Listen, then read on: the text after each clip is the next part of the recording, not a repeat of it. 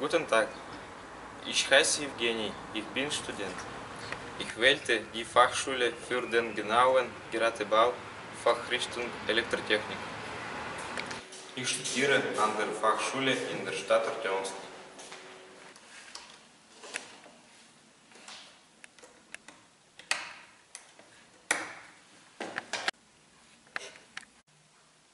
Ich will einen fachorientierten Unterricht. Ich möchte gute Ausbildung bekommen und viel Geld verdienen. Wir lernen nicht nur Elektrotechnik, sondern auch Computertechnik.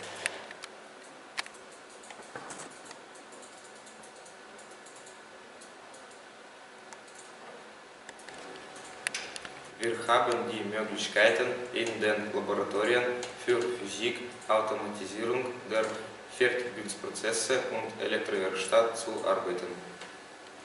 Der Beruf des Elektrikers ist gefährlich. Elektriker beschäftigen sich mit hoher Spannung. Wir bekommen nicht nur theoretischen, sondern auch praktischen Kenntnissen. Die Fachschule geht immer innovative Wege.